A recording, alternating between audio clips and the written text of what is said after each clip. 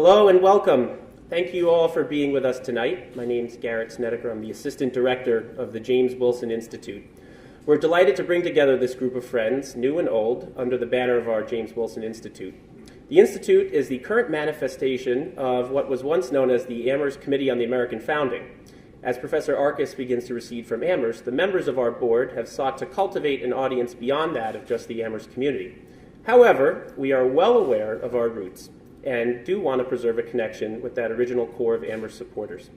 And so, here we are today, gathering together to hear from one of the college's most accomplished alumni, a dear former student of Professor Arkes, and a supporter of our work. Now, to fully introduce our speaker, here is Professor Arkes. Doc, I'm on so quickly. What's the Don Rickles line? What a great night. Who are we honoring?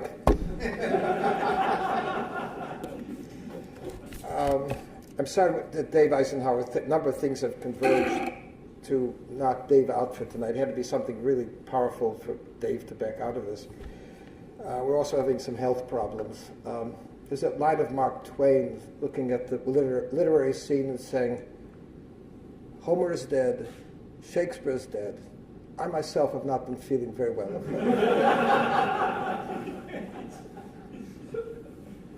My late, great professor, Leo Strauss, once alerted us that no matter how brilliant you may think you will find in your classrooms a person whose understanding and whose powers of soul may well exceed your own. Dave Eisenhower was joined with Mike Petrino in my class of political parties in fall of 1967 in forming a remarkable duo. That was a great breakthrough year for me. And then Tom came along the very next year, and I really adored Tom and Dave. We were at that time on opposite sides politically, but they loved politics, and they loved the color and the logic and the competitive play. And they both wrote their senior theses with me. Both of them mastered the data, whether it was their statistics on voting or the statistics on baseball.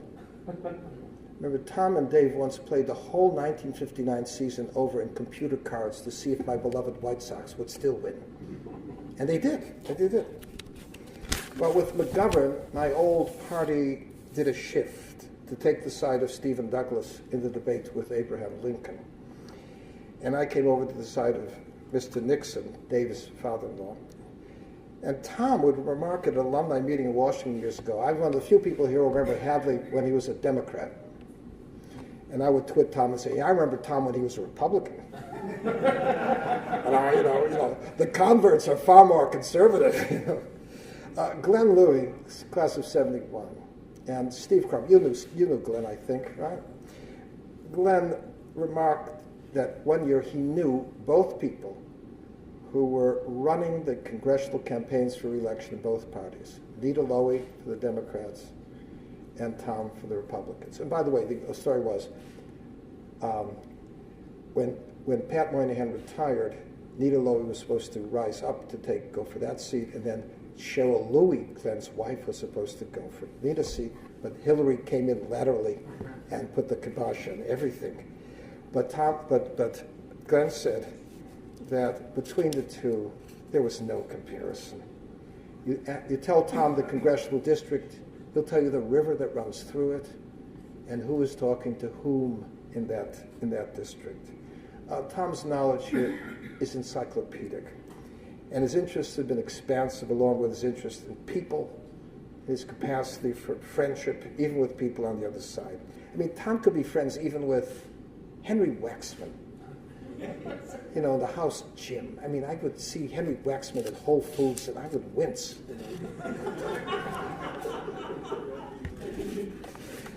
Tom came into Congress with the great Republican surge of 1994. I remember Tom coming to dinner with a signed copy of Newt Gingrich's book. He said, the only thing rarer than a signed copy of Newt's book is an unsigned copy of Newt's book.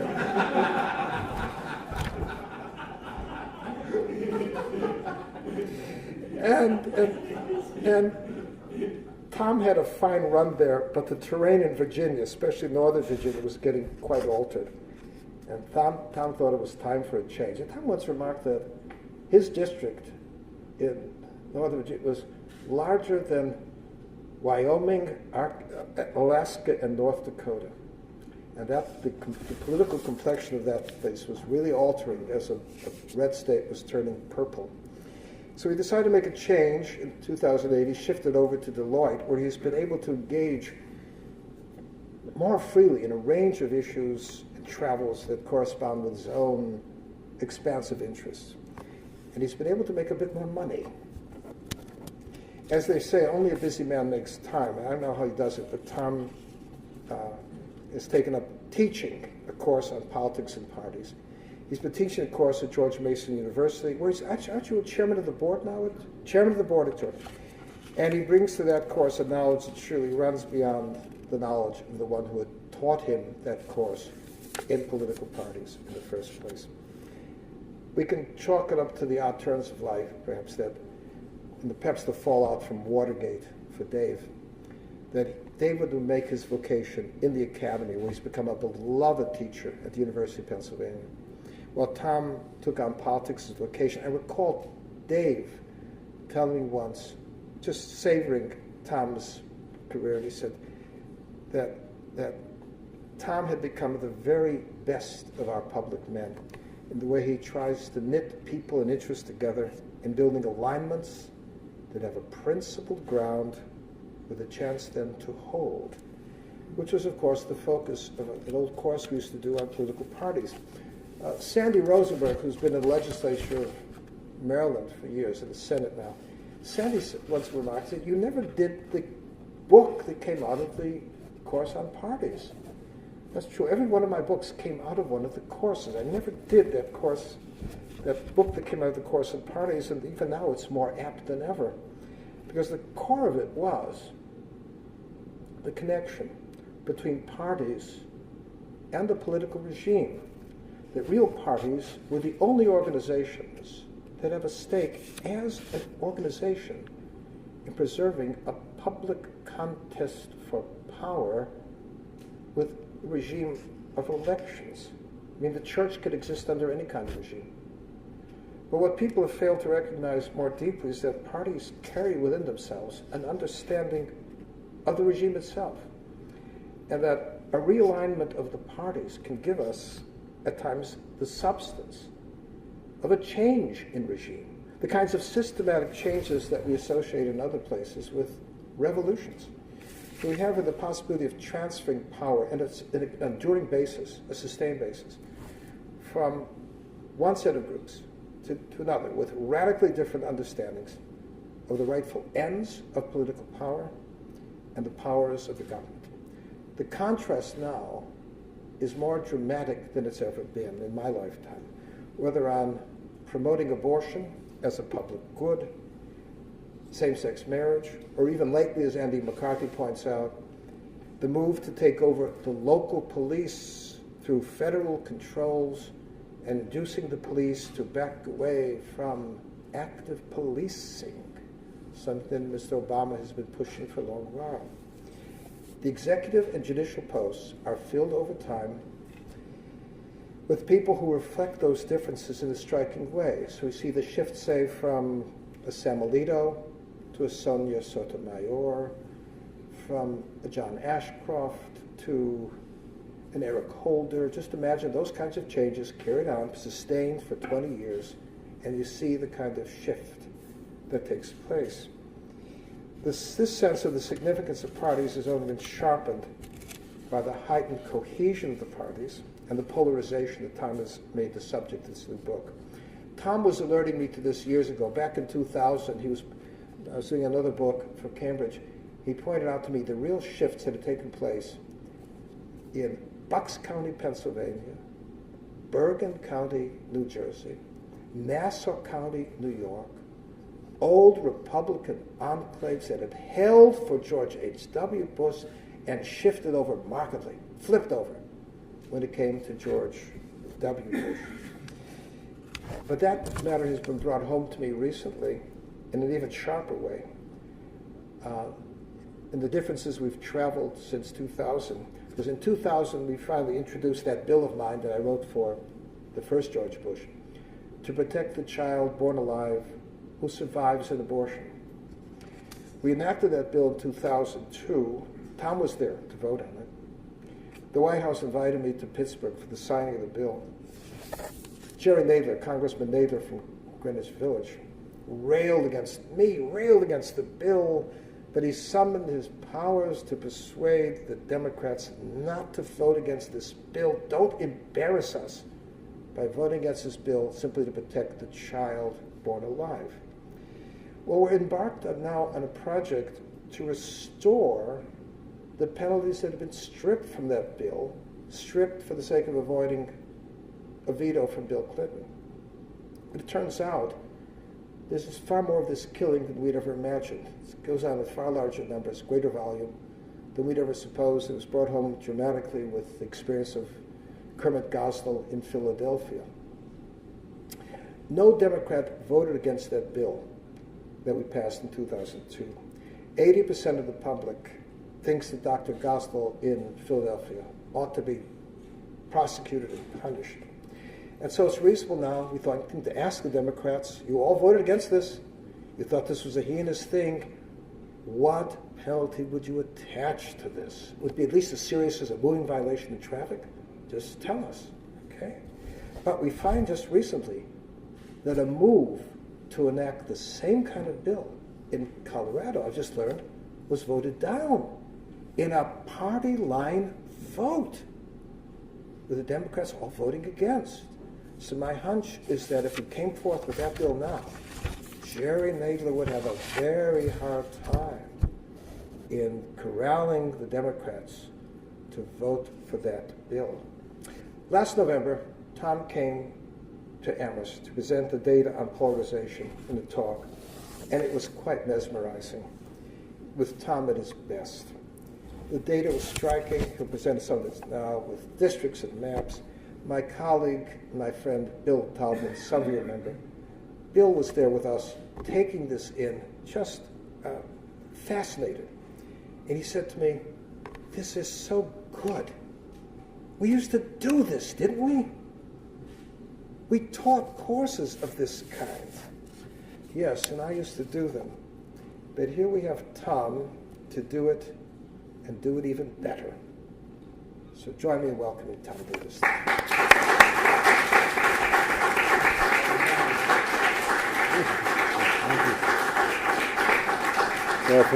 Thanks for that most generous introduction. We wrote this book, and the slides come from the book that I wrote with Martin Frost, who was a Democratic campaign chairman. We started doing cable TV together, kind of a point counterpart, and we started to compare notes afterwards. And we saw that the analysis of what had happened to the electorate were pretty similar, so we set out to write this book, and we don't agree on everything in the book. We disagree on some things. But we thought to try to explain to the average person what has really gone wrong, what has caused the polarization in Washington. What I'm going to do tonight is spend about 15, 20 minutes with some slides, kind of walking you through what's occurred over the last 20 years to bring the effects that we have today, and what this means for the future, and then just make this very conversational and discussional. But I'd like to start out with the fact that Washington is pretty dysfunctional. You saw the trade bill today. They couldn't get it to the floor. Because the Democratic base groups were just rallying against this thing. Wyden, who had made a commitment to support it, found a reason to stay with Reed, but they picked up one Democrat, Tom Clark. But it kind of illustrates in Washington how things have just gotten dysfunctional. In fact, I'll tell you how bad it is. Dan Snyder is the owner of the Washington football team, and I think I can say it with this group. It's called the Washington Redskins. He opined a couple weeks ago that the term Washington Redskins was so offensive, it was so polarizing, that he was thinking of changing the name from the Washington Redskins to just the Redskins. I think anyway, this map here is the map of the 2012 election. The red areas, the redder the area, the more Republican it got. Basically, the coalitions today in the country are cultural in their nature. It's race, ethnicity, culture, economics plays a poor fourth in terms of how people select their political parties. when people talk about the Republicans being the party of the very wealthy, I can just point up here to the Upper East Side in Manhattan or Potomac, Maryland, or McLean, Virginia, in my old area, which gave Obama very strong margins. And you take a look at Appalachia, of the 50 poorest counties in the country that have white majorities, Obama lost 49 of them. He did carry Elliott County, Kentucky, just barely, which you have about 85% of the county on welfare. But people are not picking their parties and their selections basically on the basis of economics, despite all the rhetoric you hear about it. So this map here, if you take a look at the coalitions today, Democrats own urban America. Can you guess what the largest city in the country was that was carried by Romney? Somebody said Salt Lake City. I said, no, Romney got 40% of the vote in Salt Lake City. Fort Wayne, Indianapolis. He lost Indianapolis by 100,000 votes. It was Jacksonville, Florida, because Jacksonville is a unigov. It's Duval County and the city of Jacksonville that puts it together. Other large cities, he carried Fort Worth and Oklahoma City are the others that in the top 50. But basically, he's in single digits in some cities. And we see this across the country that in urban areas, because the people who are attracted to live in urban areas, you have minorities, alternative lifestyles, people who just, their value structure is such. Democrats own urban America. We call these residential sorting patterns. This is where it attracts liberals and Democrats. On the other hand, Republicans own rural America, as you can see from this. The only type of rural counties outside of a few places in New England and the upper Midwest that Democrats carry are college towns, minority counties. And if you take a look in the South at that blue, that's the old black belt. These are black majority counties. In the Southwest, it's Indian or Hispanic majority counties, and in the Rio Grande Valley. And what I call the granola belt. Aspen, Vail, Sun Valley, Idaho, places where all the beautiful people hang out. Also heavy Democratic enclaves. Jackson Hole went strongly for Obama. Even Summit County, Utah now is moving away against a Mormon candidate as they get populated by a group of wealthy refugees from California and the big cities. So that's kind of the map today. I'm going to go through a map at the end that puts up the counties that Obama carried that Clinton had lost, and the counties that Clinton had carried in '96 and that Obama lost. And it'll show you the changing nature. And the question you want to ask politically at the end of this is the coalition the Democrats have assembled Obama-centric or is it Democratic-centric? Because when Obama's been on the ticket, they've done very well. They've won 2 presidential elections. But when he is not on the ticket, they've had 2 of the most devastating off-year election losses in a century. So you have to ask yourself, what does it mean, tribal voting patterns? What is it that is motivating people, keeping them away, polarizing? We can have a lengthy discussion on this. I'm not even sure myself, what it all means. The other thing I will note, and we'll talk about this in the states, of the 50 states, we had a presidential election last time that was 4 percentage points difference between Romney and Obama. Do you know how many states were decided by less than 5 points? 4. So the states in what we call residential sorting patterns have moved the country away. The presidential race now is an 8 or 9 state race.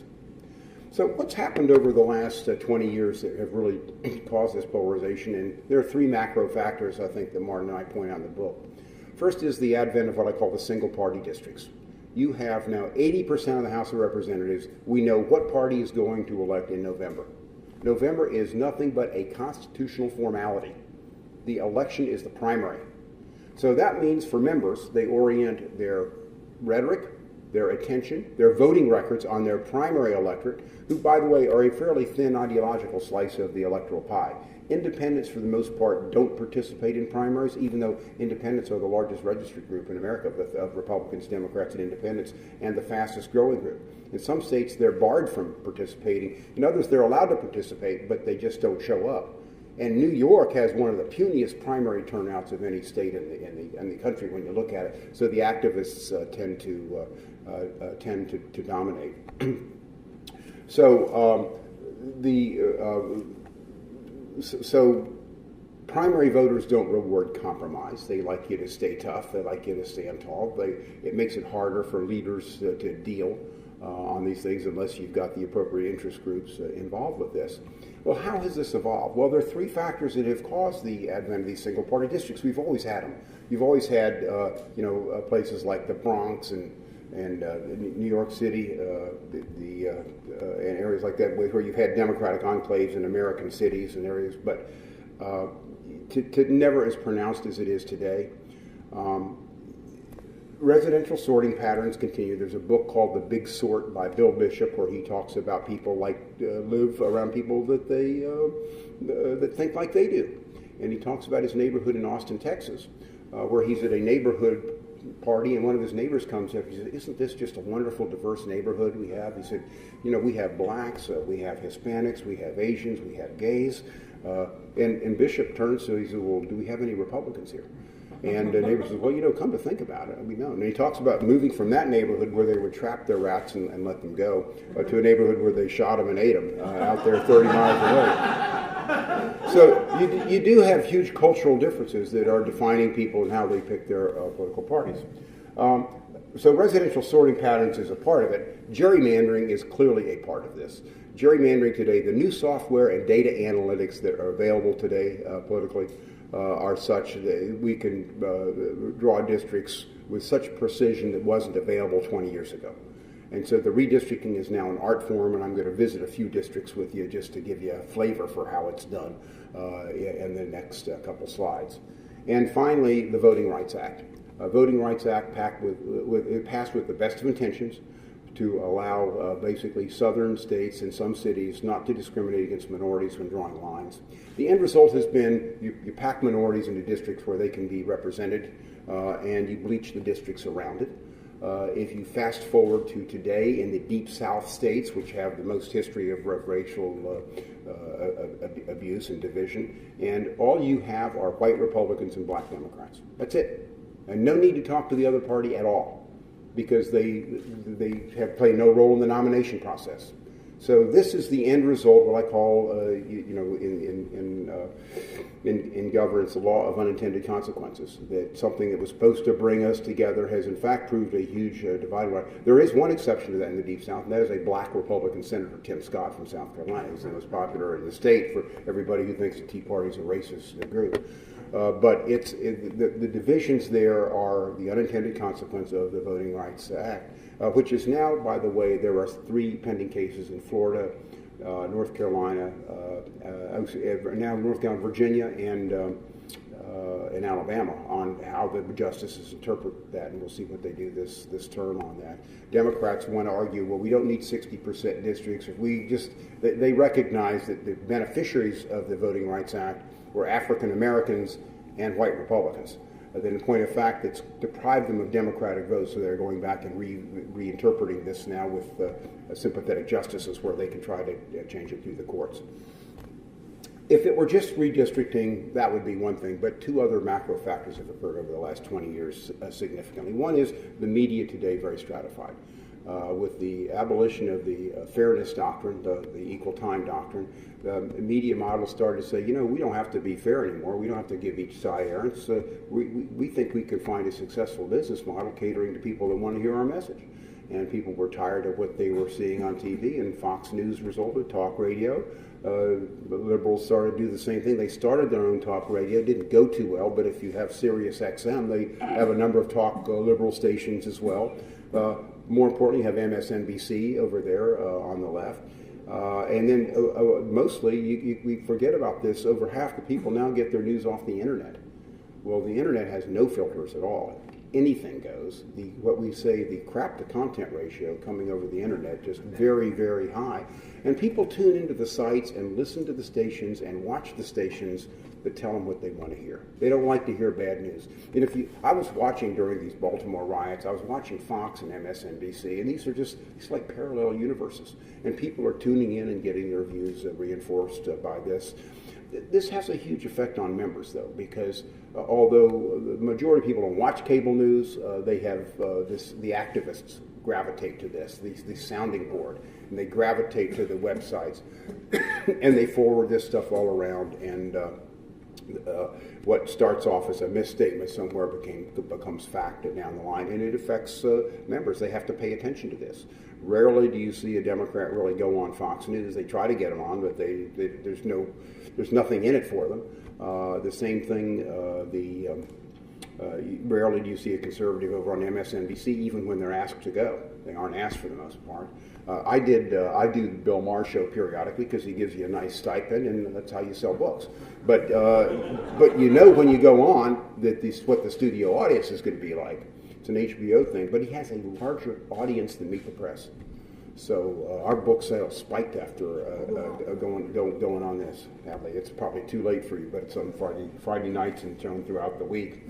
But so the media models have now moved basically from being the old centered, filtered broadcast where you'd get pure news, not always exactly what you wanted to hear, but fairly centered and filtered, so that there was some truth vetting to what it is today. And the media models have just moved the information people received apart, and the center has gone. And then finally, the money in politics, something we don't like to talk about. You talk about the law of unintended consequences. I was a floor manager in the House against McCain-Feingold, fought it. Thought it was a terrible bill at the time. Why Bush signed it, I will never know, but I think Rove said sign it. If these guys want it, we'll give it to them. The theory of this was that this evil soft money was coming to political parties, and it was corrupting the process. And we had to get this money away from the parties. It was corrupting legislative outcomes. And I asked on the floor, and Mitch McConnell asked, and others who opposed it said, well, where do you think this money's going to go? You think this money's just going to disappear because it doesn't go to political parties, which, by the way, are regulated and transparent and have been a centering force in American politics for 200 years because they have to compete every 2 years for elections? Well, the money has moved away from the parties now. It is out on the wings and with all kinds of interesting groups there. We're in an unregulated, what they call dark money, non-transparent fashion, and it dominates the landscape. First thing a presidential candidate does now is you find a super PAC. You got to find some sugar daddy for your super PAC. In special elections that are targeted today, starting with the race in St. Petersburg, which we document in the book, more money is spent by these super PACs and independent groups than by the parties and candidates combined.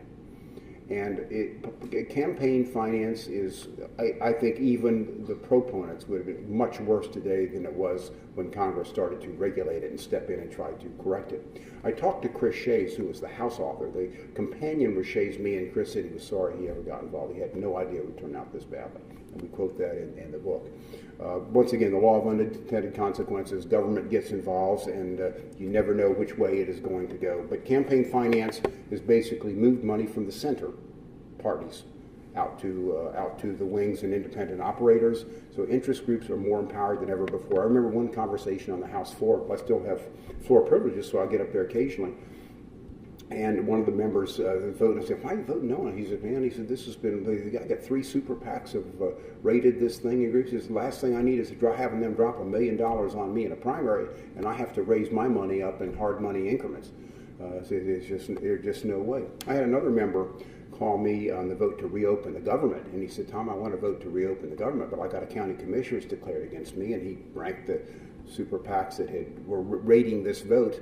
And he said, the last thing I need is for them to come in and drop $1 million on me. And I said, well, are you going to pass? And you got the votes to pass? He said, yeah, we're going to pass it. I said, well, you could vote no. And you don't have to take that risk. And he didn't, and he voted no, and he got reelected. But it is affecting outcomes, and it is making it much harder for leaders to lead. If the speaker wants to move his people some way, if you document who was leaving the PAC of Republican leadership, it used to be the members from marginal districts who had to hedge their votes because the Democrats wouldn't like them voting Republican. Now it's the members from districts that are 65, 70% Republican are the ones that are leaving because they're worried about their primaries and they're worried about the super PACs and other groups coming in and playing a role on them. This is a congressional district. I'd like to talk about this. This is a voting rights district in North Carolina. Takes the black sections from Winston-Salem and Charlotte and puts them together. And that's what it looks like. This is a Democratic gerrymander in Baltimore. This is John Sarbanes' congressional district, going from Montgomery County, Maryland, to Baltimore, Anne Arundel County. The only thing it has in common is basically it's going to elect a Democrat, no matter what. But not waste too many Democratic votes because they had to carve out a Republican seat in Maryland, and so this was the way that they did it. Hadley, this is your old bailiwick. This is Gutierrez's district. We call it the earmuff district. In Chicago, it cements two different Hispanic groups together by the freeway. In the north, in the earmuff district, that's African American Danny Davis's district is that runs in between it. He told me, Gutierrez said he sometimes had to drive through 3 congressional districts to get from one side of his district to the other. But that's in Chicago, though. And that's Chicago, right? It's in Chicago proper, right? Yeah, it's all in the city. Then Maryland's second district, that's Rupersberger's district. It's a kind of a long tentacle coming out there. This is what the district looks like. It's my favorite. This is a Republican gerrymander. Just everybody does it. This is the Pennsylvania 7th district. This is Eisenhower's district. I just showed this. This is Pat Meehan is the congressman for this district, former professional hockey line judge. And prosecutor. It looks like one dog kicking another dog there.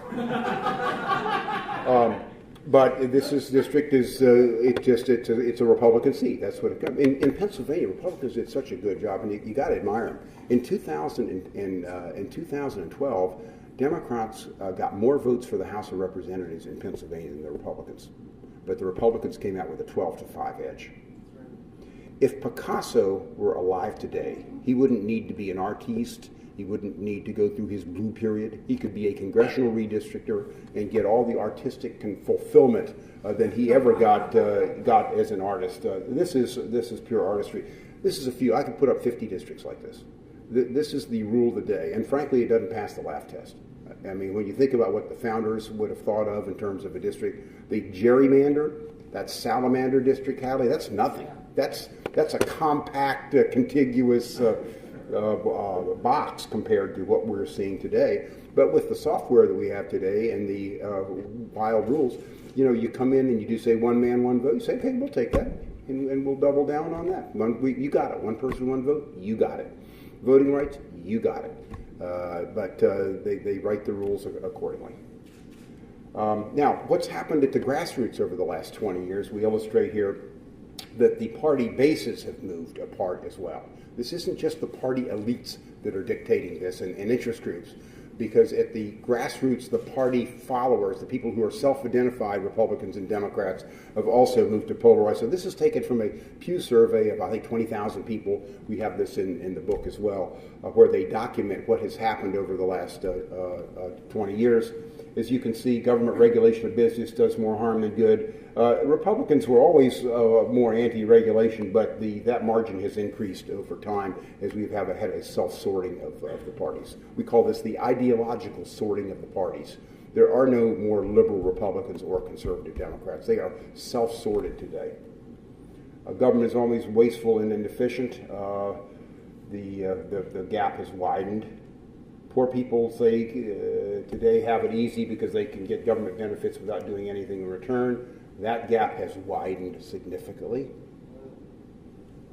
The government can't afford to do much more to help the needy. Again, the gap has significantly widened on that. Blacks who can't get ahead in this country are mostly responsible for their own condition. We have a chapter in this book on race. Martin being the only Jewish member ever elected from Texas to the House of Representatives has his bent growing up there, more liberal bent on that. But we talk candidly about racial politics. Yeah. Just a question about the data. Is it the percentage of Republicans yes. and the percentage of Democrats? Correct. So 79% of Republicans believe this, 50% of Democrats. We didn't break it down by race, but Pew has that finer, and it gets even. Go back. Immigrants today are a burden on our country. It used to be the parties there was no differential on it. The needle has clearly moved on this issue over the last 20 years, but a huge differentiation between the parties. Fair and reasonable profits. Republicans have been steady. Democrats going down. Stricter environmental laws. We have an interesting chart in the book about Appalachia, which used to be a Democratic bastion. This was the heart of Democratic country, particularly you go into Kentucky, you go into southern Indiana, you go through Ohio. They're white areas, western Pennsylvania. These areas have mutated out now. We have a chart in the book. Carter carried almost every county in Appalachia, to where Obama carried just a few of them that have college towns in. I mean, that is the difference. Environment is a big part of that. It's not just culture. It's the war on coal, or however you want to phrase it as well. But that has moved these areas quickly. In fact, the states that have moved the fastest in the Republican column over the last decade, Arkansas, which was the most Democratic state in the South, now has a solid Republican legislature. Every elected official statewide now is a Republican. The incumbent Democratic senator the last time went from being unopposed 6 years ago to getting trounced this last time. And West Virginia, another state that now has Republican majorities in both houses. They had not elected a Republican senator from West Virginia since 1956. And Shelley Moore Capito won by 25 points this last time. So these states, these are white states. They are not wealthy states particularly, but they have moved markedly in Republican directions. It's culture, it's the environmental issues have moved these districts. Obama didn't carry a single county in West Virginia. And in fact, in the Democratic primary, an opponent who filed against him in the Democratic primary in 2012 was in jail in Texas. And I'm not kidding on this, and he got 40% of the Democratic primary vote. So there are racial factors, but it's not race is a piece of it, but it's really more cultural components. It's coal, it's all of these things together. And the liberals always say, well, he's a black man. That's really not it. And I just say, look at Tim Scott. I think it's a combination of being black and Harvard. It's more Harvard than anything else in terms of the reaction that you get on it. I can say that in the Penn Club. The best way to ensure peace is through military strength. Republicans have been steady, and Democrats have gone down.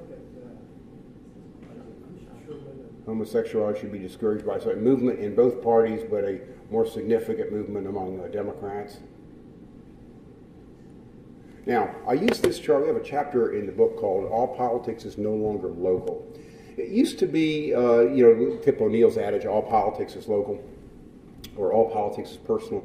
That is no longer the truth in legislative elections, and we chart this out. I started to see this as campaign chairman, where you could look at, and we figured if you put the right candidate in a district, you put enough money behind it, you could polarize the electorate, and you could beat somebody who'd been safe for a long time. It's clear today. Of course, you have better targeting. You have a population that's more transient than ever, and we have some charts on that in the book. I mean, almost 2/3 of the New Hampshire New Hampshire residents weren't born in New Hampshire. It's a long way from Grover's Corner. The point is, though, the way things have evolved now, people come out for Congress and the Senate and they vote in a parliamentary fashion. The voters behave like this is a parliamentary system. The individual doesn't matter. There are a handful, I can count on probably one hand, where the individual makes the difference. They are voting the party. In legislative elections, local elections have a different bent on them. Governor's elections have a different rhythm. But in legislative elections, it is almost predictable. And I like this chart because the seats at the top are the Democratic seats that were up for election last time in the Senate. And then starting on the right, where Romney performed the best, and on the left where he performed the worst. And as you can see, straight over, it almost went, according to the numbers. The better Romney did, the more likely the Republicans were to take the seat. This is an off year, too. This wasn't a presidential coattail year where it would have been more pronounced. The exception is Virginia, Mark Warner, who squeaked by 18,000 votes, by about 1.5%. Warner survived, but just barely. The pundits on election night were saying, what a shock this is, that it's such a close race. Not really. Not when you recognize that these are basically parliamentary elections, and that people might have liked Mark Warner. He's a fine guy, had him over to your house, had him cut the ribbon, but they wanted a Republican Senate. That these races are about who is going to control. It was about Harry Reid. These races are framed this way. The electorate sees it this way, and they are voting this way. After Warner, you see in Colorado and Iowa, which are the next two states down where Obama performed better, Republicans took those, and the next state would be New Hampshire. where Walker lost by 4. But this was almost down the line. Now, in the House of Representatives, it's the same way. In the book, we point out to a number of cases where members were winning 65, 70% of the vote, and all of a sudden they lose once these races get polarized. Now, you have very few Democrats sitting in seats that Republicans hold. I think there are five Democratic seats in the House are in districts that Romney carried, 5. Everything else is wiped out. And you've never had that kind of polarization in the last 100 years. You've always had modicums of ticket splitting and individual, but that's the way we have devolved. On the Republican side, they carried everything, even states where they had weak candidates like in Kansas and the like, and the Democrats tried the independent strategy there. It didn't work. Kansans may not have been enamored with Pat Roberts, but they wanted a Republican Senate, and that mattered more.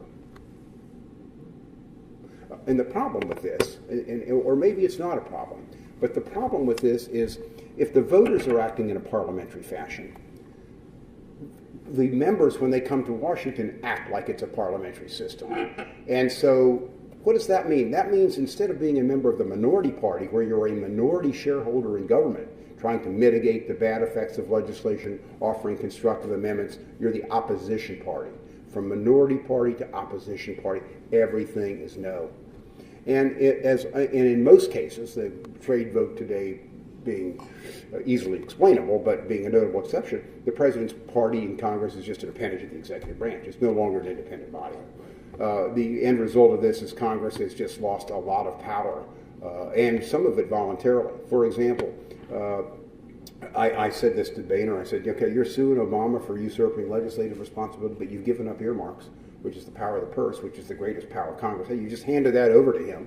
Let him do Solyndra and stuff. In the old days, for the first 100 years of the Republic, it was all earmark. It was all project designations by Congress. And now you've given that over, just that we're uncomfortable doing it. On the ISIS war, Congress has every right to be involved and authorize that. They just walk away from it because it's uncomfortable. So part of this has been just the dysfunctionality and the reticence and the risk aversion of Congress itself. And the end result are the president, power abhors a vacuum. They just stepped right into this. And for various reasons, Congress has not stepped up. But part of it, we can have a lengthier discussion. So this is a national journal, which every year ranks the 435 members of the House and the 100 members of the Senate. And they take who's the most liberal and the most conservative. And they take between 60 and 100 votes, and they decide what the liberal vote is and what the conservative vote is. And it's social issues, economic issues, and foreign policy issues. And they put it together, and then they give everybody a ranking. And I can tell you on my side of the aisle, there's always a competition. A vote comes up, members say, I'm going to be the most conservative member of Congress. I'm going to go back there, and boy, I'm going to sell myself. And so you have about 25 or 30 guys over there that have 100% conservative records, and no matter what the vote is, there's not going to be any space between them. The Democrats have the same thing. Jerry Nadler, your friend down here, being one of them. Nobody's going to get to the left of Nadler. In that district because you can't get left enough for that district. Nadler's kind of in the middle of the road for that district, by the way, if you look at the returns. Yeah, there's a story, the council seat down there, where one year they had this was 30 years ago, they had a Democrat representative who was very pro-gay rights. This was 30 years ago when it wasn't in vogue, but in the village in that area it was in vogue. Until one year he had an opponent who ran against him and said, well, he's pro-gay. He said, I am gay. I mean, vote for the real thing. And he wiped the guy out, which was great until a couple terms later, the guy ran and said, well, he's gay. He said, I'm HIV positive. And then he wins. And Nadler tells the story about how it keeps getting more left on these issues every single time. We have districts on the right that do the same way. But that's been the tradition for many years.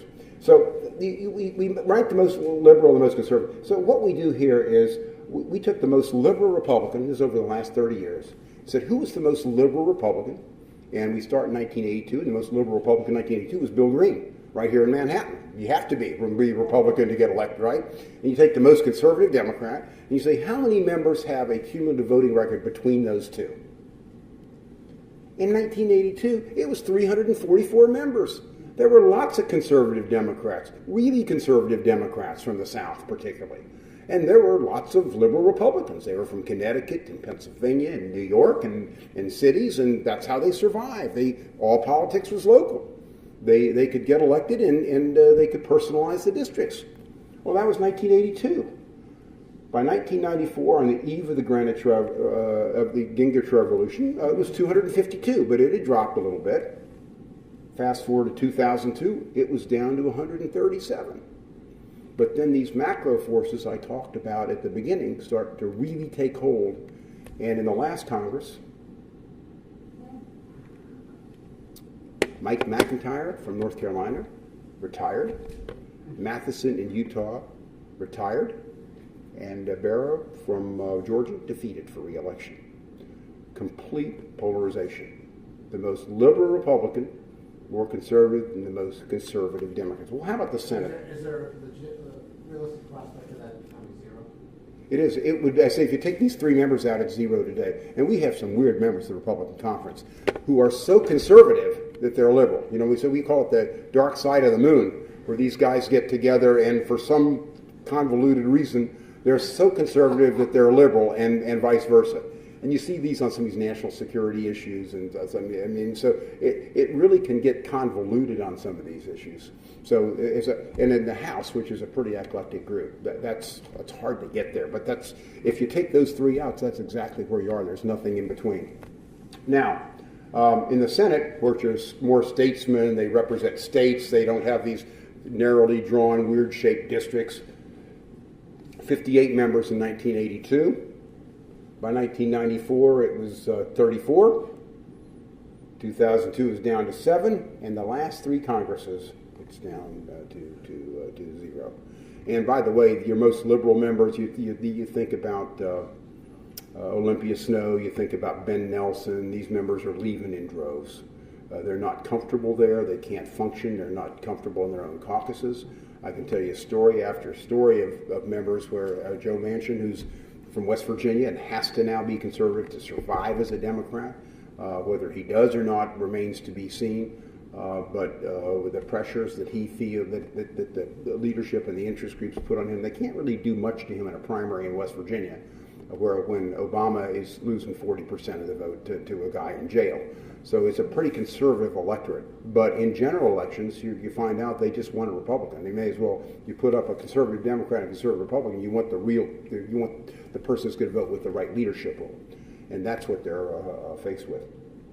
Now, this is I like this because this illustrates presidential politics. On the left is what we call the blue wall. These are the 18 states plus the District of Columbia that have now voted Democrat for president 6 straight times, which I think we would call, Hadley, a trend. 242 electoral votes. Democrats start off, if this trend continues, 242, you need 270 to win. We also have a red wall over here of 13 states, which equals 102 electoral votes that have voted Republicans 6 straight times. Now, the good news for Republicans is you have some states that voted for Clinton in 96 and that are now trending Republican that are probably not gettable for Democrats, which evens it up a little more. But the Democrats start off here, unless you find a way to scale the blue wall, with 242 electoral votes, which means Republicans have a much narrower path to the White House. It goes right through Florida and Ohio. And you don't carry those states, Virginia, Colorado. You need to carry these states. For the Democrats, it's a strategy of just stopping us in one of those big states, and it's game, set, and match. Now, I took this is the presidential voting, and I said, okay, Davis, you're saying that all politics is no longer local, that these are polarized national elections now that are parliamentary. How does this translate to the Senate lineup? So look at the blue wall and the red wall. In the blue wall states, the Senate lineup is 32-4 Democrat. 3 of the 4 Republicans were elected in 2010, which was the largest Republican off-year gain since 1938. That's in Illinois, Wisconsin, and Pennsylvania. Those seats are clearly at risk next time. They are out of character. Okay? They were the result of a gigantic wave is what washed them in. The other Republican is Susan Collins from Maine. Maine is a state with not a lot of change, particularly in the northern part. And it's got a very independent tradition, and it's small enough you can still personalize politics. And Collins is probably the most moderate Republican, maybe Murkowski, but I think Probably Collins has positioned herself well in Maine. The exception to the rule. There's always an exception or two. On the red wall states, the states that have voted Republican 13 straight times, the Senate lineup is 25 Republicans and 1 Democrat. The 1 Democrat, Heidi Heitkamp from North Dakota, won by less than 1%. Already talking about running for governor next time. You see, when she was elected, she had never had to cast a vote. She'd been state attorney general. And so she had no voting record to attack. This next time up, she's going to have that to go back. We'll see if she stays around or survives, but you can make sure that if she wins again, she's going to have a very heavy challenge if this is the top. These races are part of it. In the old days, I mean, it wasn't very long ago, North Dakota had 2 Democratic senators and a Democratic House member. From 1980 until 2010, there was not a Republican in the delegation. So this is flipped quickly and permanently. The Senate lineup this next time around, there are 24 Republican seats up, 10 Democratic seats. If you take a look here, put my lineup here, you only have really 2 Democratic seats in any kind of risk, Nevada and Colorado. Nevada probably less at risk now that Harry Reid's not running, frankly. On the Republican side, you've got 7 seats up in states that Obama carried. Plus, you add North Carolina, which is a really swing district, and that's the Republicans are on defense, but they've got 54 seats. They can lose 4 and still hold the majority if they win the presidency, or 5 otherwise. And so, that's where the match will be. It's going to be close, probably 50-50. Maybe slightly better odds for Republicans, but Republicans clearly on defensive. Good news for Republicans, if they get through this year, you got over half the Democrats in the Senate are up this time. The next 2 cycles, it's better pickings for Republicans at this point. Again, going back to the 2012 map, talk about any individual counties you want to talk to, but this is my victory. I actually took this from the New York Times. Would a Hillary Clinton victory map look more like 1996 or 2012? The green counties are counties that Clinton carried in 96 and Obama did not carry. The yellow counties are counties that Obama carried, the Hillary Clinton district, and for the most part they are suburban counties where Obama was able to swell that suburban turnout. We talk about the Bucks County, Pennsylvania, Montgomery County, Pennsylvania, Fairfax County, Virginia, those areas. Wealthy enclaves of educated voters, which as the Republicans have picked up Appalachia, they've been losing educated voters in other areas. A lot of it just on straight cultural issues. And I have taught, every semester since I left Congress at George Mason. And of course, the first thing the Democrats did when they took back the county is they put a voting station right at the university, which is, but these voters are, I think they are up for grabs. I think culturally, though, a Republican who, on global warming, those issues, if you can't get over that, they kind of push the mute button on some of these other issues for it. But economically, this is not a liberal de Blasio type crowd. And so we'll see where it goes. But, and again, the ultimate question for us is, is this an Obama-centric coalition? Can Hillary Clinton win back some of that, or have the coalitions just gone so far? And is this really Obama's 3rd term where she just can't walk away from this stuff? And with the pressures of getting nominated now, you got Bernie Sanders, but who knows where else comes? What does she have to do? Can the Democrats go back in their coalition? We have in our chapter on race, we note that Obama only got 39% of the white vote. Republicans doing better with the white vote than they've ever done, but the white vote is diminishing. I did a lecture at Tufts a couple weeks ago. One of the political scientists said, well, we've done some data, and we show that when whites get under pressure and they feel that the majority are shifting, they're going to hold together more. And frankly, this one pollster said, we think the Republicans can continue to win it without having to make as many inroads into the minority vote as everybody says, because whites are feeling more pressure when you see Ferguson and Baltimore and everything else, feel that their rule is under assault. These are really interesting questions for political scientists. And since this is an academic argument, we can talk about this without being labeled racist or political, but you won't hear these discussions in the mainstream media because they're not correct. But believe me, in the back rooms, this is being calculated every day. by pollsters in terms of what do we need to do, how do we calibrate this. These elections are as much about turnout models as they are about anything else. The one thing I would note, under Obama, the midterms have been disasters. The Obama coalition, they're very well organized, but their population base is a very transient population that moves around a lot. And you take a look at some of the areas where, oh yeah, it's a transient population. They don't stay in one place for very long. There are a lot of renters and those kind of issues in cities, so you have to chase them down every 4 years. And getting them out is more difficult, and it's a very lengthy process. In my state of Virginia, which is not only flipped presidentially, but is flipped now, Republicans for the first time since 1969 hold no statewide offices. McAuliffe won, and I talked to Mark Warner about this after he called me up and wanted to say, Tom, what happened? And I was trying to explain to him what happened in the election just from a political science point of view, and that wasn't about him, that these were parliamentary races. But McAuliffe had twice as many get out the vote offices as Mark Warner did, and they put it right there in the cities and the college towns, and really worked turnout. McAuliffe, unlike Mark Warner, McAuliffe was pro-gay marriage. He didn't pretend to be for coal. He said, there are only 5,000 coal miners. I ain't getting them, but I'm going to be with my environmentalists in Northern Virginia and Tidewater. He ran a different campaign and ran a turnout model where he was able to get that vote out. Mark Warner went after Republican voters and swing voters in Southwest Virginia, where he performed better than the average Democrat, marched around with John Warner, who endorsed him the last few days of the election. The debate within the Democratic coalition is, are you better off getting your base out, where when everybody shows up in presidential years now, Democrats have shown they can carry it, or are you better off going after swing voters? So we can have this discussion. I just wanted to give you the good news from Washington as we talk news, and then kind of open up for questions. Or you. Okay. Thanks.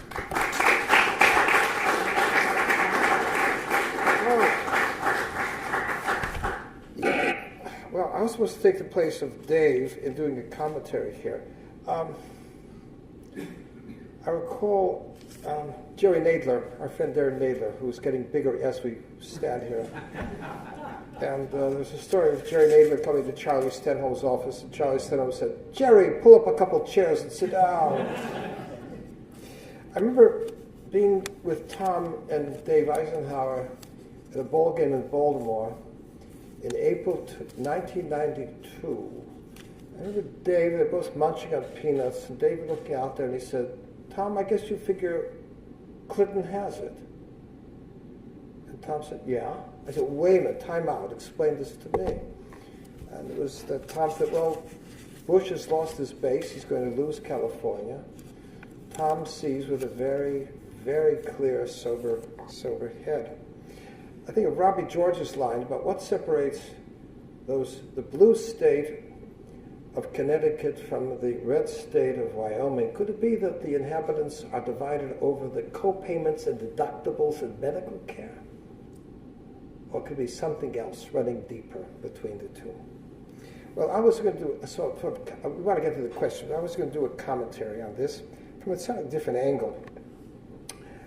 I love everything Tom does. I admit that I would prefer to see Tom do this on his own without the amiable Martin Frost, because as they teamed up with their examples of getting along as friends, the recipe here is one of deprecating polarization, the things that separate them. But that raised the question of why exactly is polarization a problem?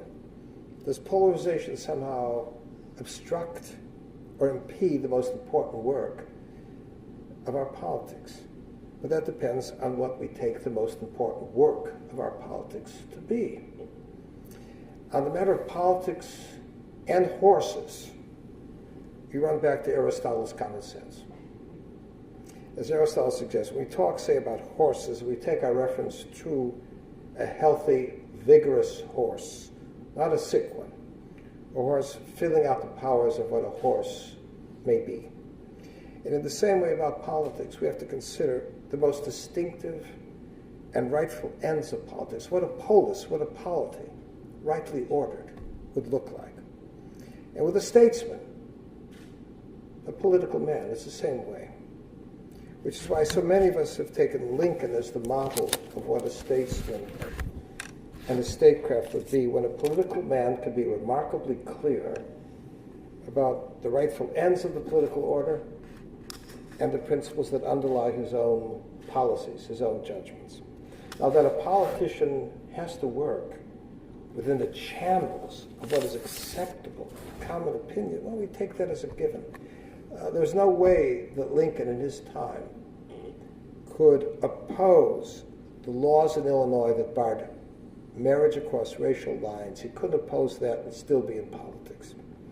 But the issue of slavery itself went to the core of the human person. Who is the bearer of rights, and what do we take that human person to be in a government by the consent of the governed?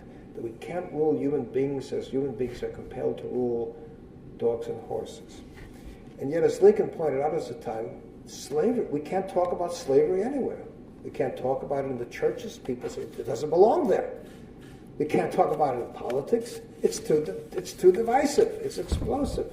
He says, this is the most critical question.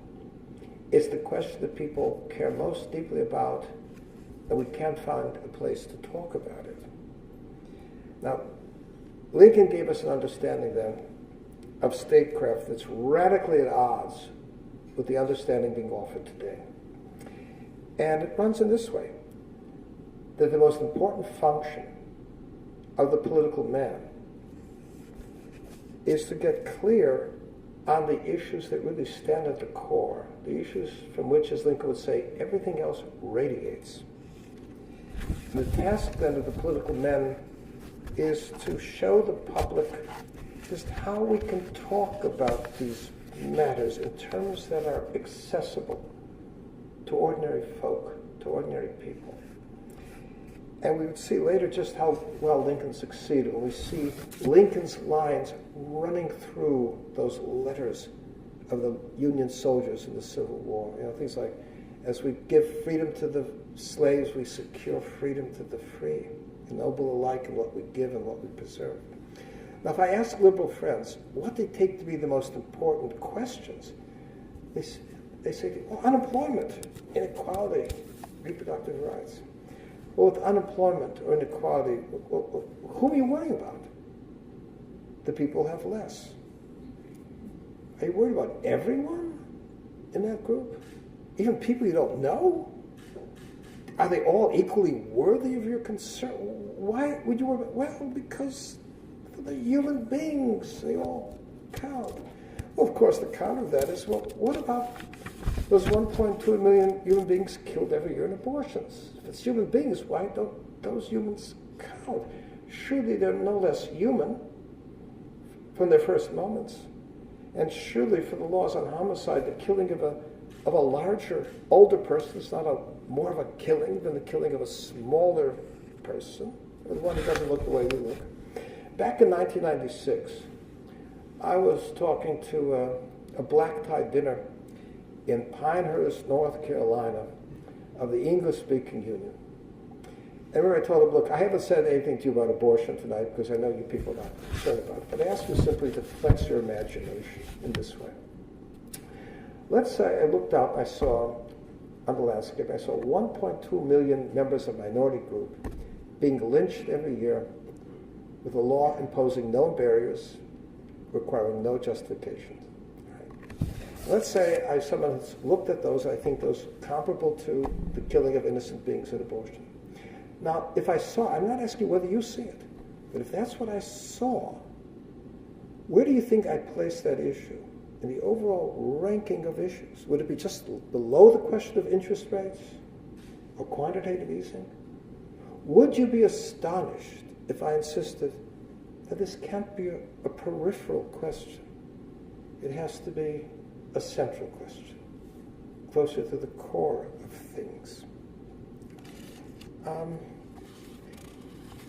George W. Bush, when he was preparing to run for president, told our friend Father Newhouse that he was with the pro-lifers, but he couldn't lead on this issue.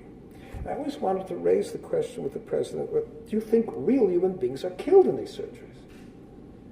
Because if not, well, why are you so concerned about it? But if they are, how could you explain being silent? Because you certainly wouldn't be silent if you saw 1.2 million members of minority group being lynched every year. When George W. Bush ran for re-election, he was helped in carrying Ohio by the fact that the issue of marriage was on the ballot. My pal Jeff Bell pointed out the polling in 2004 that an MSNBC in the Knight Ridder survey of 10 battleground states, anywhere from 12 to 60% of the voters in the sample gave the greatest weight to those issues of abortion and marriage. And those people favored Bush over Kerry in ratios of 8-1 in Oregon, 10-1 in Ohio, and 12-1 in Missouri. On election day in 2004, about 22% of the electorate gave the prime accent to those issues: pro-life, pro-choice, marriage as a man and a woman. And among those voters, comprised about 22% of the electorate, Bush beat Kerry at the level of 80% to 18%. Now, as Jeff Bell has pointed out, the issue of abortion has had a yield of about 4 to 5% advantage for Republicans when they made that issue a live one in their campaigns, where it was plausible. And yet, as he pointed out, George W. persistently backed away from those issues as a gesture of civility or comedy to avoid polarization. Now, Jeff Bell called his own book a few years ago The Case for a Polarized Politics, the case, that is, for politics that would put at the center of the public argument the things they regard as truly central. Now, if we're back there in the intense politics of Germany in the 1930s, we certainly would have deprecated the polarization that came about with the advent of this new radical socialist, nationalist, anti-Semitic party, the Nazis.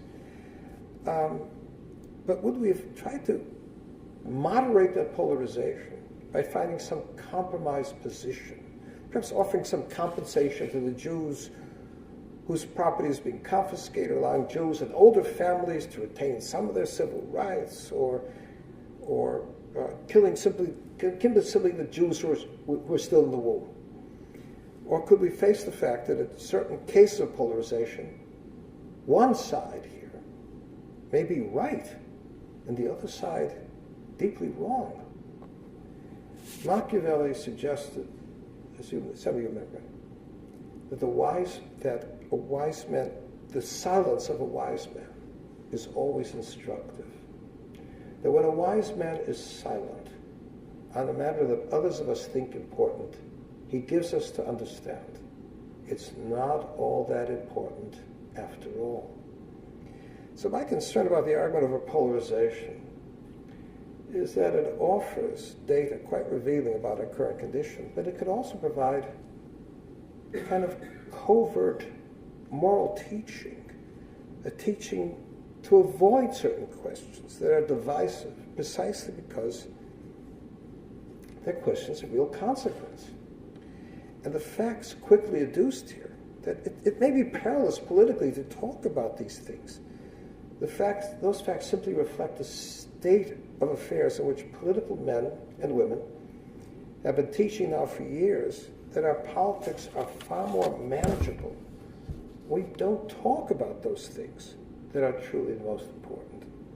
And for the Republicans, that's been a losing strategy. It's been part of the loss of the culture, as well as a kind of infantilization of our politics, so that we find ourselves on all sides with people bearing pricey degrees from prestigious places, but showing not the least capacity for how to talk about these questions in a principled way.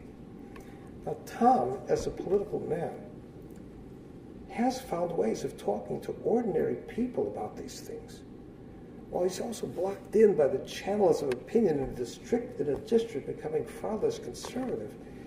And so our task may be how to cultivate the kind of understanding that Tom bore with him as he tried to manage the political currents, making life harder for him and his district and his state. But one of the concerns animating this project of ours has been to restore the furnishings of mind of an earlier generation, older generation of lawyers and founders who really cultivated a principled ground for their motivations. And they could give reasons, compelling reasons for their actions.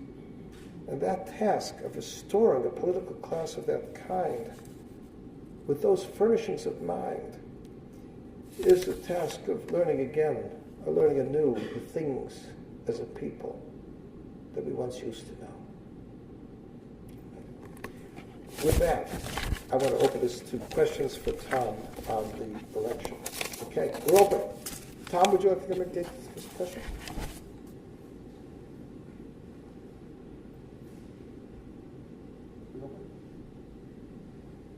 What people want to know about, probably want to know about 2016 and the current Republican field, right? It's a large field. I didn't know. It's a huge field right now. It's wide open. I've got some doubts whether Bush can get nominated in this field, but we'll see what happens. I think that Bush could be nominated. I'm not sure he can get nominated. Tom, you said, conversation a while back, you said Kasich, really. I suppose sometimes we consider the ideal candidate ticket as Kasich and Rubio, huh? Well, remember, it flows through Ohio and Florida. Republicans cannot win without that state, so you have to figure that in one way or another on the ticket. Vice presidents traditionally don't affect the ticket much. They can help it 1% or 2%, just symbolically. But it's wide open. But let's talk politics. Go ahead. Open up. I was curious, on one of your slides, there's a little bit, the data was a little too small to read, but you mentioned the blue wall. Yes. I'm curious as to what that wall looked like, how sturdy that wall was, say, in 1980 or 1984. Well, in '84, everything crumbled. Reagan carried everything except Minnesota and D.C. in '84. So it's a wall except when it's not. Yeah, but let me make this point. The presidential election's an 8-state race, 8 or 9 states, because if in a wave, which can certainly happen, these other states, if the blue wall falls, you're carrying all these other states first. So it comes in order in terms of we know which states are most likely to go first by their previous voting habits and issue matrix. Doesn't mean that if the wave is high enough, it can't sweep these states out. But if a Republican carries California, they've carried all these other states in between. I'm interested in your answer to the question that Professor Arkes posed about what's wrong with polarization. So his one take on that question is deeply principled and touches on things that fundamentally matter most in our politics. And one of the problems with polarization in that sense might be the infantilization of the electorate, and that these critical, important, deeply principled issues aren't being discussed. That's one aspect of it. But another aspect of it, and I'm interested in your answer to this question, is more practical, I guess, and that is for a conservative. If polarization results in gridlock, what's wrong with that? That's a happy state of affairs. I'm reminded of the George Will line that he said the 5 most beautiful words in the English language are in the First Amendment: Congress shall make no law.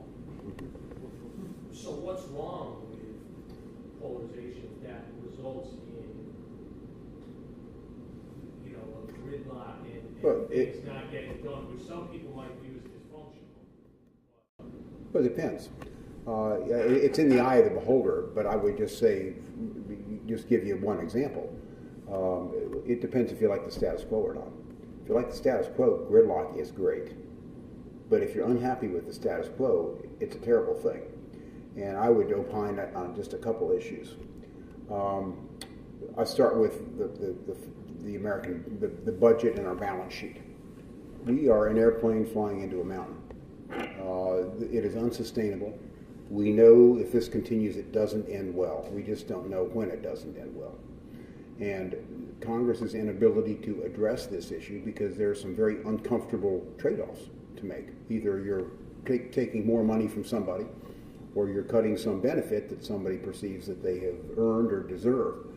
It's very uncomfortable, and for risk-averse politicians, they knew nothing. But at the end of the day, when this crashes and burns, you end up in a very unhappy situation. So staying ahead of that, I think, would be advantageous to everybody. Now, I talk to my friends up there, and they'll say, well, you know, we've drawn the line. We think Americans pay too much money, and that's our line in the sand. And you talk to the other group is, well, we're not going to hurt beneficiaries. Let me talk about that for a minute, if I can just explore it, the politics of this. The only definable group today that is voting Republican are seniors. Okay, that's a fact. Romney got 58% of the vote of people over 65. He's winning it on culture. They're voting because their values are more traditional. They see the world changing around them. They don't like this. It is a whiter group than the population at large. It fits it tends to be a little bit on balance wealthier than undergroups, and this fits the Republican profile at this point. But Republicans come in and start saying, well, you know what, we're going to raise the age for retirement and Social Security. We're going to cut this benefit. We can't Medicare is out of control by any measurement. We're going to cut these things. All of a sudden, seniors start shifting what is important to them, and so it becomes very, very uncomfortable for them to address those kind of issues. But I would submit the inability to address that budget thing is very bad long term for us, and that there are a lot of solutions that probably wouldn't want to compromise. I pay a lot of money in taxes. I don't like the tax system right now. I remember Joe Louis. They asked him who hit him the hardest in his career. He said Uncle Sam. I think an economic policy that punishes success and rewards failure is doomed to failure over time. But we know what happens if nothing gets done and if you don't reach the appropriate accommodations, I think, to stop that. That's just one piece of it. We can go through any number of other issues. Energy policy, we've never, it's one way or the other when you look at this. That should have been an easy one for us to fix. Immigration, you get a PhD today and we send you back home to compete against us and start a business against us. But if you walk across the border and you don't read or write your native languages, it's hard to get rid of you. You get so many darn protections and everything. It's something that there's no easy trade-off here. But our inability to do nothing has got us at a very bad, a very bad situation. So in some of these areas, compromise, you can be principled or not. It's a little different from the issues you talked about, which are high moral issues, slavery, abortion, that is harder to compromise on. Those issues, you can't be half life and half, you can't be 3/5 of a person versus a whole person, which the Constitution decided. Those are much tougher issues, I would say. Okay. I think it's absolutely immoral the way that we have borrowed money from our children's future to fund a dysfunctional government that we have today. I think it's before our children have even cast their first vote, we have burdened them with a level of debt that will. Well, I agree with you. But so why is gridlock good? Is my question. Well, the alternative is certainly awful. So gridlock seems pretty good. But we've got the other system. You can be sympathetic to the Tea Party here. Washington does not work for anyone who is responsible. It's a disaster. Right. And it's gotten to a moral apocalypse. I happen to agree with that. So the only thing is the only chance that we have when we're in Washington is in a revolutionary culture, and revolution is more likely to come about after a long series of gridlock, or if we can just stand up for history and stop things from moving until something more meaningful and revolutionary can take place. That revolution can turn on you in a heartbeat and go the other direction. I mean, I think you are playing with fire. I think it's frankly more likely to go against us you're reading the tea leaves than addressing some of these issues ahead of time. I happen to agree. I think it is immoral, and I'm surprised that young people aren't voting on these issues because they're the ones that are inheriting the deficit. They're the ones that are getting punished, but they don't seem to care.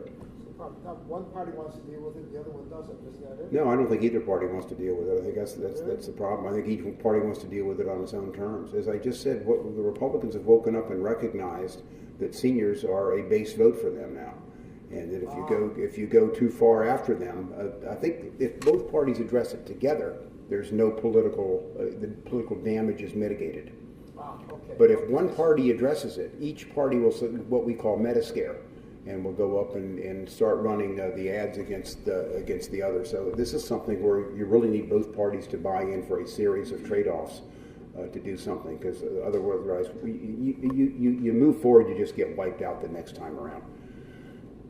This would be, in my opinion, the trade-offs that you have to make on this are the average voter is not going to understand, but they have to be made.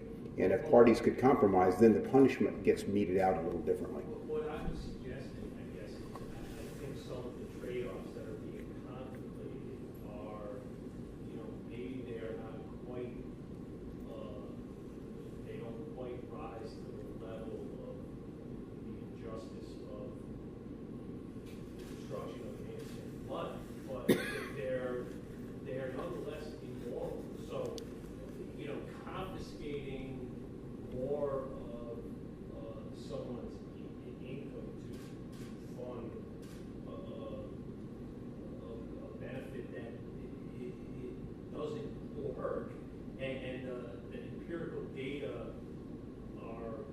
it's unmistakably clear it doesn't work, is immoral, and you're well, I'd like to give you a couple.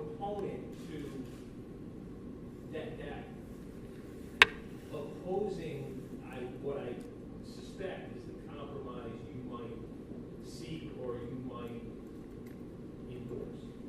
I don't know about that. Just when I was county executive, the only time in Fairfax history in the last 75 years taxes went down is when I was there. So I feel government's very inefficient and it needs to be cut back, but I'm not always a majority. But I would just say this, on the demagoguery part of this, the last vote Congress had to take on this, remember on the Bush tax cuts, about 98% of them stayed. But if you voted no, they all would have gone away.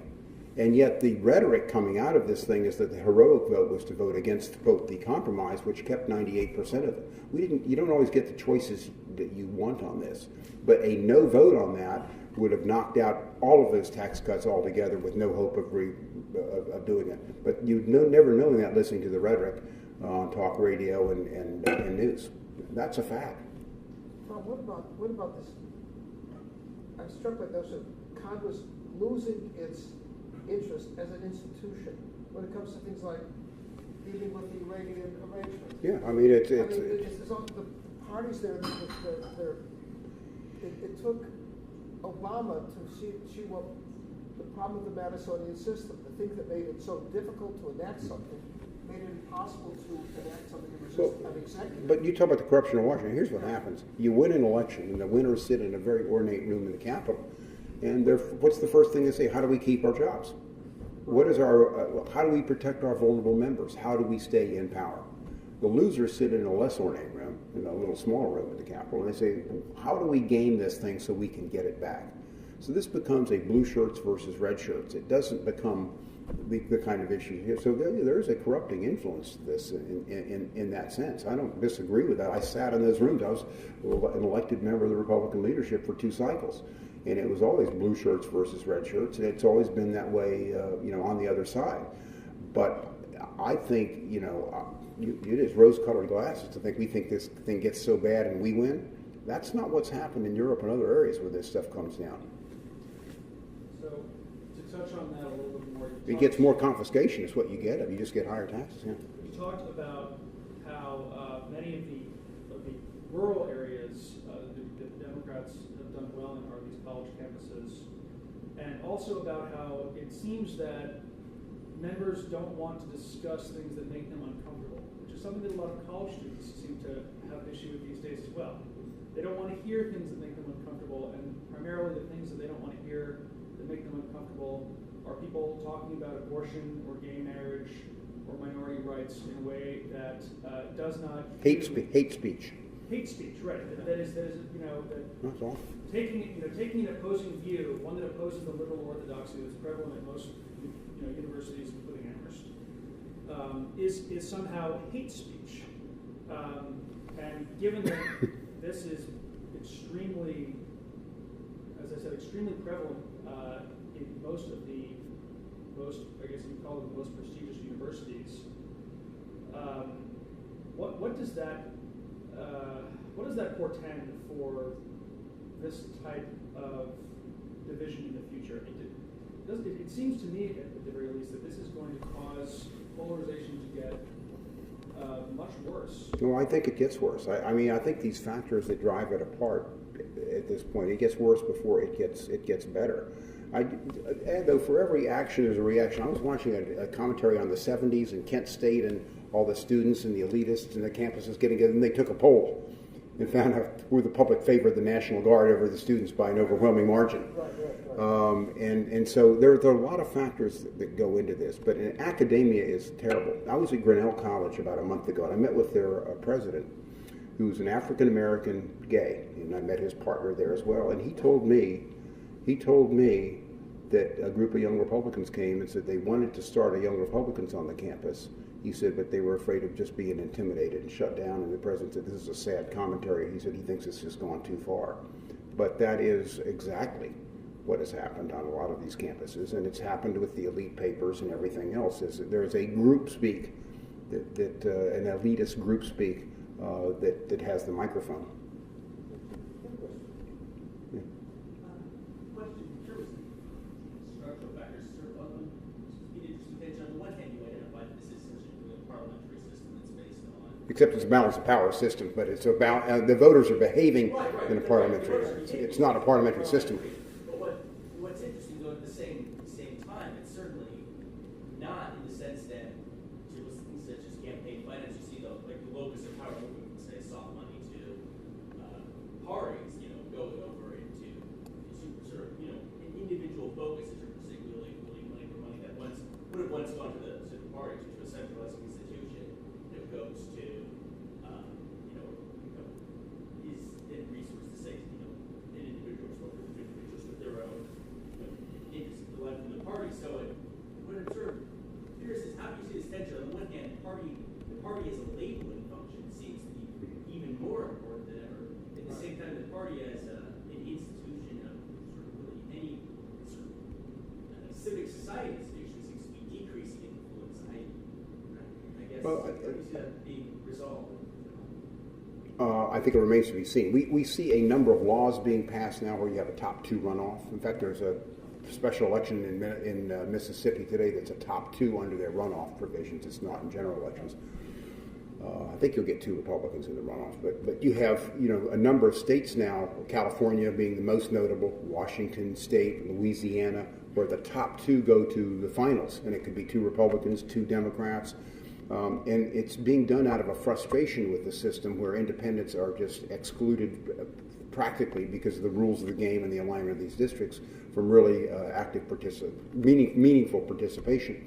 But that undermines parties at the end of the day, and I don't think that's particularly a good thing. It may be a good short-term solution out of frustration in this, but I think strong parties are an important stabilizing force in democracy.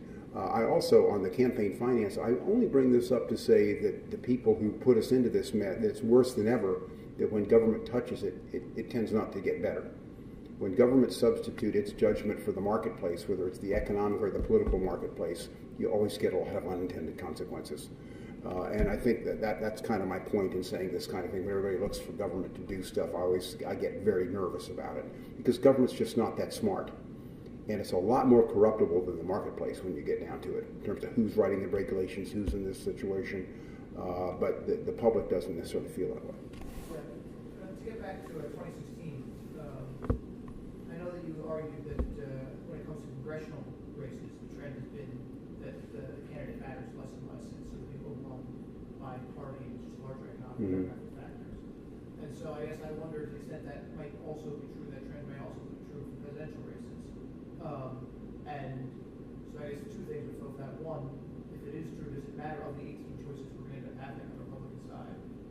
Is it only a marginal difference at best in terms of just winning the election if you choose Rubio versus Walker versus Bush versus? Well, there it would, and I think there you have some people that shake it up a little bit.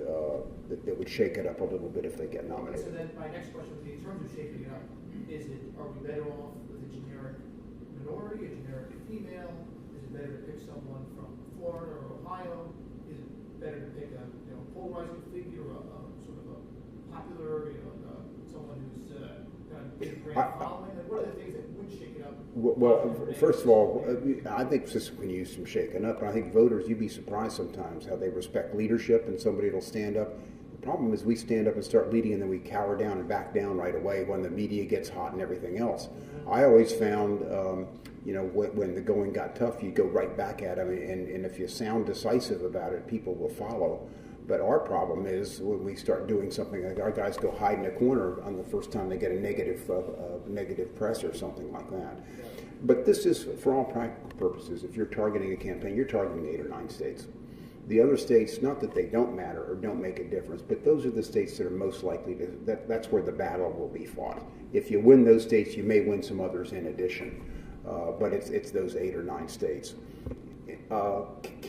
Candidates matter at the presidential level. They also matter at the Senate and governor's level.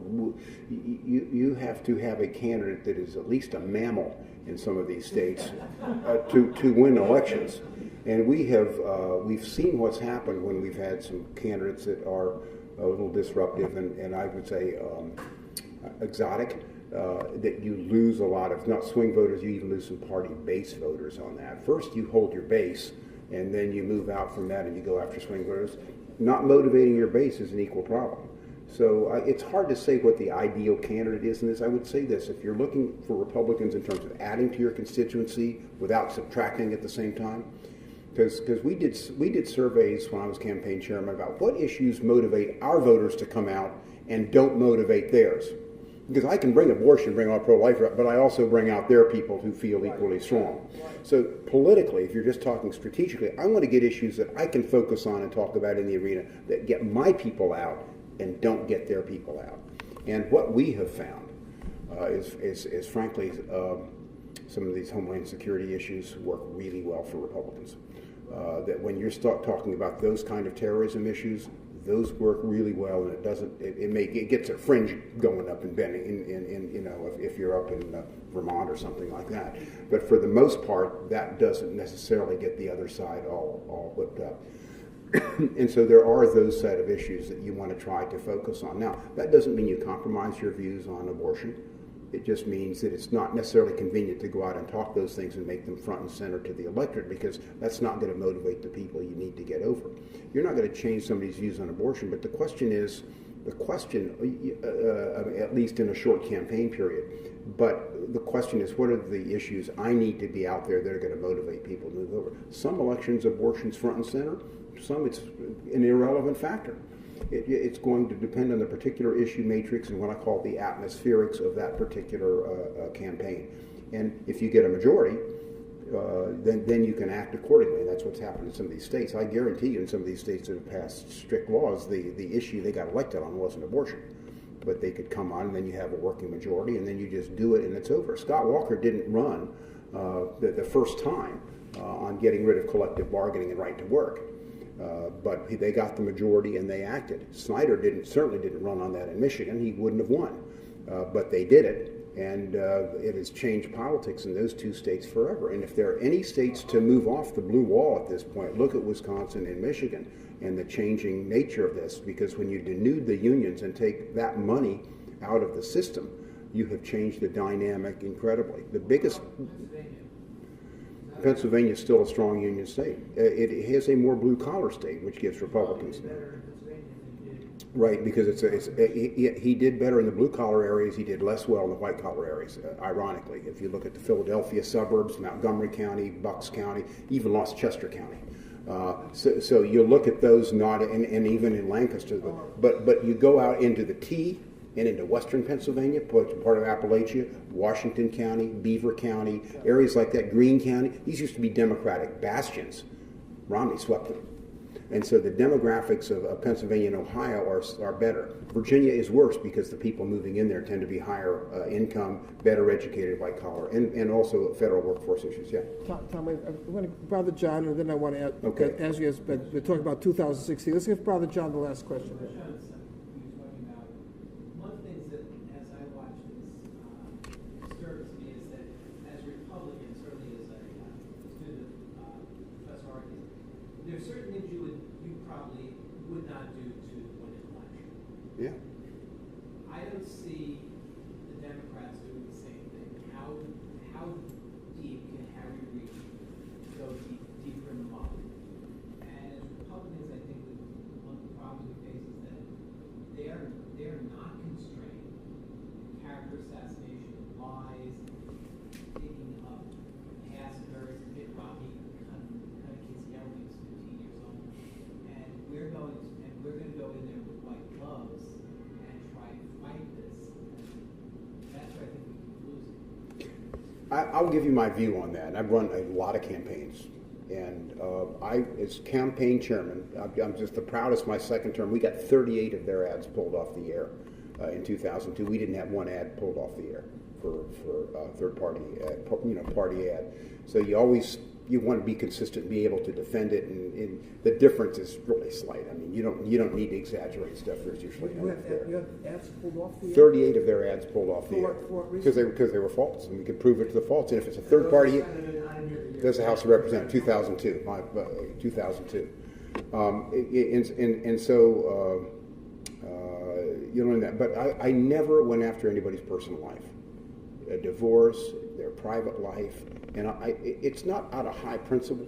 And I remember we had a race in Maine when Carl Rose says, Tom, this guy, we've got to go after this one member, this candidate. And I said, Carl, they're in Maine. These people live a long way from each other for a reason. This is going to blow up on us if we do this. I don't think, by and large, it's good politics. And I always go back to the Senate race that elected Don Riegel. I don't know if you remember this. He was a senator from Michigan. The Detroit News ran a series of articles right before the election that had Riegel on the rug in his office having an affair with a staffer. And they ran this stuff front page, and everybody thought it was the end of Riegel. Riegel gets up with his wife right the week before the election, blames his opponent for leaking this stuff, and it blew up in his opponent. And his wife is, of course, with Riegel, saying this is awful, this is an invasion, we've had our issues. Riegel gets elected. Week after the election, they separate and go their own way. Riegel goes to the Senate. You can't make this stuff up. But this stuff blows up if you don't handle it. And a smart candidate, if you have smart people around you on this stuff, going below the belt will blow up on you if you handle it right. So if they, I would say they want to get dirty, get dirty. They try to get dirty on me, we just blow it up on them. You've got to be clever about how you do that. I wish I could have brought some of the ads. We ran some great ads. Now, a bad business deal, fair game. You get business partners saying something about articles, something in the public record, that's fine. But, whisper can't. I just think by and large the public doesn't like that stuff. And yeah, they know no bounds with what they will do. But I'll give you an example. Bush's DUI came out the weekend before the election. Obama admits before he declares that he had been a marijuana smoker, a serial user, and that he'd used cocaine, and he admits, and it's never an issue. And if you bring it up, you look dirty. But Bush hid this thing back. He should have announced the first day, I've had my issues, and until I was 40, I was but I found myself, and people forgive it and move forward. It's how you handle this stuff. Nobody's perfect, and nobody expects their politicians to be perfect. They expect them to be honest, and they expect them to be who they say they are. And we sometimes go off the mat on that. But I think our biggest problem is that when you say something that's unpopular and they come after us, we tend to cower and go back at them. And you may stand up on Fox, but you need to say it everywhere and go right back at them. And I did a lot of ugly town meetings in my district on issues where I was on the wrong side of it, including impeachment, including gay marriage, which in my district, the the marriage amendment passed Virginia 58%. It got buried in my district, and I supported the amendment. Yeah. And it was, but you stand up, and if you're sincere about it, people will forgive you, and you move on. But our people just cower about that stuff sometimes. You got to have the courage of your conviction. And I just say a parliamentary system is a great system for what you talk about in the back, because when we gain power, we can do all these things. But we don't have a parliamentary system. Once somebody puts stuff into place, it's almost impossible to get rid of it. And the courts today, if you take a look at the erosion, it's been the courts. The courts are as predictable now as the legislators. When you go forum shopping and you pick a judge, you're gonna get the outcome you want. So I think it's critical for Republicans to win the presidency for no matter who gets up there. But some candidates are going to be more presentable in those states, swing states, in the Floridas and the Virginias and the Ohios and the Colorado than others. And we've seen enough of those. We had Aikens in Missouri. We had Murdoch in Indiana. These guys they didn't fit it. I knew Todd Aiken well. He got nominated in 2002 for a House seat when Tanner Talent was running for the Senate. And he won the primary, and my guy said, Tom, we got to give up on this guy. I said, we're not going to give up on him. We went out there, we met with him, we structured the race, and he just stayed on his message. And we knew he was a little goofy. He was sincere. I mean, he's a very religious guy, but he couldn't help himself sometimes just preaching his religion instead of talking about the issues. But we structured it, and he went on and won that first term close, and he went on to win successfully until he ran for the Senate and went off script one day. And that was the end of it. So candidates matter on that stuff, being disciplined, being able to communicate, particularly at a presidential level. You can shift coalitions with a good presidential candidate. It's hard to do that at the congressional level. I would be doing everything right in my district, but I have some goofball at the head of the ticket say something stupid and they take it out on me. Okay, and I'll just say this. I had to run in 1994. I'm running for Congress against a Democratic incumbent in a district that was carried by the Democratic presidential candidate. And I have at the top of the ticket for me, there were only two names on the ballot, me and Oliver North. Now, Oliver North, if you went out 30 miles, they loved Ollie North. He's holding up the gun, and he's there in his flannel shirt. But you go inside to my district in these 26-story high-rise buildings and stuff like that, he got 29% of the vote in my district, 29%. I endorsed him. I'm a Republican, and I just said, I'm a Republican, I endorse Republican. I didn't go overboard. I mean, when Oliver North came to Fairfax, you couldn't find me with a search warrant. But I didn't do a John Warner and endorse somebody else. I just, we pulled it off. And I beat an incumbent by 9 points, as Oliver North is just tubing in my district. And, but you got to be who you are. In politics, people say, what do I need to be? I think that's Romney's problem. Where do I need to be? That's not the kind of leadership people want. You can overcome a lot, I think, if you can get up there and take it and give it back. So we got great arguments. We just need to, and candidates can matter, but the presidential candidate's most important because they frame the whole issue for everybody else. So a number of good things, Tom. But Tom, before I go, give us your take on 2016. Is Hillary going to be beaten? Oh, sure. I mean, she's generationally wrong. I mean, just think of this. The country has moved beyond the boomer generation. They've moved beyond that. Think of when did they ever go back once they have made that switch. She's the third year of Obama's presidency. Now, Obama's numbers are not that bad, given where he is, because he has a built-in base. Anybody of color identifies with us. That's something Republicans did not realize. We performed worse among Asians than we did among Hispanics in the last election. You say, worse among Asians? Asians, they're whiter than the whites in terms of their value structure. I mean, they're church-going, they're hardworking, they're business-oriented and stuff. Because people would look at Obama, in a white world, they'd look at Obama and they'd see themselves, the immigrant, the person of color, and that's what they saw. They didn't look at issues. You look at it, they interviewed these people standing in lines. These people had no idea what he stood for. But it's identity politics straight up and we got a candidate up there complaining about 47%. And, you and I can talk about that, and I whine about it. I always say we fought a revolution against taxation without representation. That's only because we never tried taxation with representation. That can be worse sometimes. I could crack that at a meeting, but the symbolism of this was just terrible. Straight up identity politics, and Republicans have been late to the game. We don't like to play that card. I debated an Asian who was the cabinet secretary for Obama in an Asian group out in Fairfax, and all he talked about was all the Asians that Obama had appointed to different positions. And this guy was a Pacific Islander, and this guy was Japanese, and this guy was Chinese, and this guy was Korean, and all that kind of stuff. And I just said, you know, we have the best high school in the country, Thomas Jefferson High School for Science and Technology. I said, it's 57% Asian, the entering class, and the Obama administration suing us for not being diverse enough. They never did that when it was a white majority, and the crowd just kind of turned. But we don't talk about those things. We're afraid to talk about that kind of stuff. And they talk straight identity. This guy never mentioned one issue. It was all straight identity. And we've been late to the game to understand that. And frankly, we got too many middle-aged white guys in leadership positions. Mixing it up a little bit, I think, could be a good thing for us. We got good message, but we could use a more diverse group of messengers. So, Tom, thanks.